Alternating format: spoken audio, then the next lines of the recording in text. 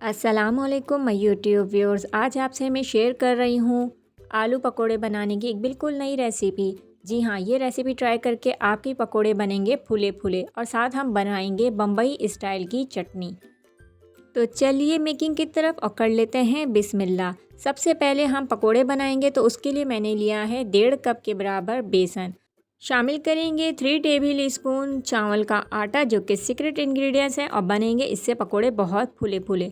1 teaspoon हम डालेंगे नमक, 1 टीस्पून लाल मिर्च पाउडर, हाफ टी स्पून हल्दी और 1 टीस्पून ज़ीरा पाउडर। 1 टीस्पून कुटी लाल मिर्च डालेंगे। आप अपने हिसाब से मसालों को एडजस्ट कर सकते हैं। अब यहाँ हम ले लेंगे नॉर्मल रूम टेम्परेचर वाला पानी, 1 कप के बराबर मैं डाल रही हूँ। थोड़ा थोड़ा करके हम डालेंगे। पेस्ट जो है बहुत ज़्यादा पतला या बहुत गाढ़ा हमें नहीं रखना है। मैंने 1 कप के बराबर पानी लिया है। अगर आपको ज़रूरत ज़्यादा लगती है तो आप अपने हिसाब से पानी ले सकते हैं। तो यहाँ हम अच्छे तरीके से इसको घोलेंगे ताकि कोई भी गुठली इसमें ना हो। एक सीक्रेट इंग्रेडिएंट मैंने वीडियो के स्टार्ट में बताया था और एक सीक्रेट इंग्रेडिएंट और है जो कि मैं बताऊंगी पकोड़े बनाने से पहले, तो वीडियो को एंड तक ज़रूर देखिएगा ताकि कोई स्टेप मिस ना हो जाए। यहाँ हमने बेसन को अच्छी तरीके से घोल लिया था और डाला है हमने हस्बे ज़रूरत बारीक कटा हरा धनिया। मैंने 2 से 3 टेबल स्पून डाला है, आप अपने टेस्ट के मुताबिक एडजस्ट कर सकते हैं।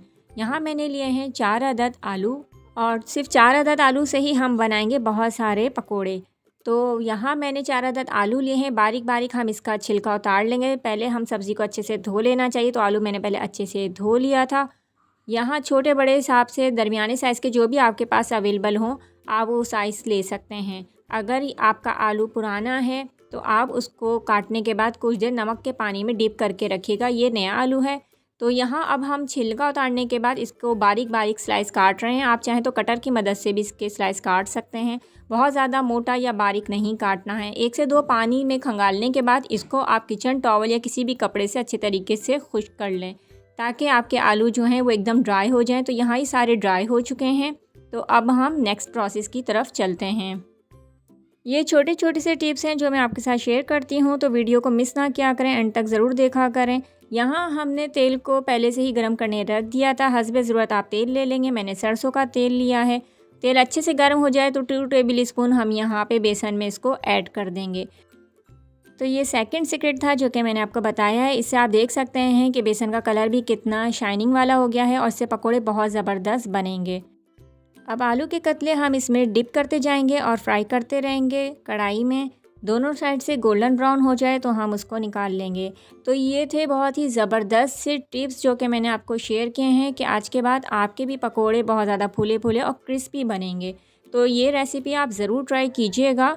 तो इसी तरीके से हम सिर्फ 4 आलू की मदद से ये नई रेसिपी बना सकते हैं। अब इसके साथ खाई जाने वाली चटनी की रेसिपी की तरफ चलते हैं। यहाँ मैंने 3 टेबल स्पून ले लिया है बेसन, साथ में मैंने लिया है 1 कप पानी और इसको हम घोलते जाएंगे आहिस्ता आहिस्ता से। और इतना अच्छा हमें घोलना है कि इसमें कोई गुठली ना हो।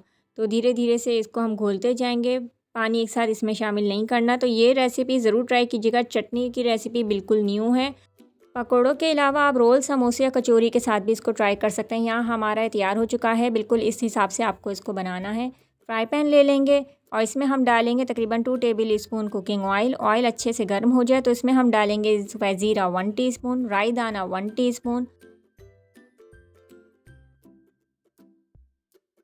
2 से 3 सेकंड इसको हल्की आंच पे हम सॉट करेंगे। भुनने के बाद हम यहाँ पे डालेंगे एक स्मॉल साइज़ की प्याज स्लाइस में कटी हुई।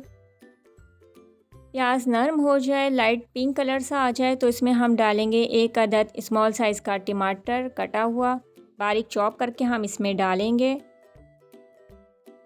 वीडियो देखते देखते अगर यहाँ तक पहुँच ही गए हैं आप तो मेरे चैनल को लाइक, शेयर एंड सब्सक्राइब ज़रूर कीजिए। साथ लगे बेल आइकन को ज़रूर प्रेस कीजिए ताकि मेरी हर वीडियो के नोटिफिकेशन आपको फ़ौरन मिल जाए। प्यारा सा कमेंट भी ज़रूर दिया करें, इससे मुझे बहुत अच्छा रिस्पांस मिलता है। एक हौसला अफजाई होती है, आपका प्यार होता है। साथ साथ आप मुझे सजेशंस भी दे सकते हैं, एडवाइस दे सकते हैं और साथ साथ आप मुझे बता सकते हैं कि आप मेरे चैनल पर कौन सी रेसिपी देखना पसंद करेंगे। यहाँ मैंने अब डाला है, जब टमाटर हल्के से नरम हो गए हैं तो 1 टीस्पून नमक, 1 टीस्पून लाल मिर्च पाउडर और हाफ टी स्पून यहाँ पे जाएगी हल्दी। 1 अदद हमने काट के डाली है हरी मिर्च चॉप करके। अच्छे से मिक्स कर लेंगे हम इसको एक बार मिक्स करने के बाद अब यहाँ पे मैं शामिल करूँगी 1 कप पानी। पानी डालने के बाद इसको हम अच्छे से मिक्स कर लेंगे और इसको हल्की आंच पे पकने के लिए रख देंगे। आप चाहें तो इसको कवर करके भी पका सकते हैं ताकि ये टमाटर अच्छे से घुट जाएँ, मिक्स हो जाएँ और हमारा जो है प्यारा सा पेस्ट तैयार हो जाए चटनी के लिए। पानी थोड़ा सा रिड्यूस हो और टमाटर और प्याज अच्छे से घुट जाए तो हम यहाँ शामिल कर देंगे बेसन जो कि हमने घोल के रखा था। अच्छी तरीके से मिक्स करने के बाद इसको हम पकाएंगे जब तक कि ये गाढ़ा ना हो जाए। किसी भी पॉइंट पर आप चटनी के लिए फ्लेम को हाई नहीं करेंगे, मीडियम भी नहीं करेंगे, बल्कि आपको लो रखनी है। यहाँ आप देख सकते हैं कि अच्छे से गाढ़ा हो चुका है तो इसमें हम डाल देंगे नींबू का रस, तकरीबन 1 टेबल स्पून। अच्छे से मिक्स करेंगे। मिक्स करने के बाद इसको 3 से 4 मिनट मज़ीद हम पकाने के लिए रखेंगे। आप देख सकते हैं कि हमारी चटनी जो है वो तैयार है। तो अब हम यहाँ डाल देंगे 3 टेबल स्पून, यहाँ मैंने डाला है तकरीबन काट के बारीक हरा धनिया। आप चाहें तो ज़्यादा भी डाल सकते हैं और अगर चाहें तो आप कुछ कड़ी पत्ते भी इसमें शामिल कर सकते हैं काट के। तो ये थी मेरी आज की रेसिपी। आज मैंने जो आपको शेयर की है आलू पकोड़े विद बम्बई स्टाइल चटनी। तो उम्मीद करती हूँ आपको मेरी आज की रेसिपी ज़रूर पसंद आई होगी। प्यारा सा फीडबैक दीजिए, दुआओं में याद रखिए। नेक्स्ट वीडियो तक के लिए मुझे दीजिए इजाज़त। अपना रखिएगा बहुत सा ख्याल और रखिएगा दुआओं में याद। अल्लाह हाफिज़।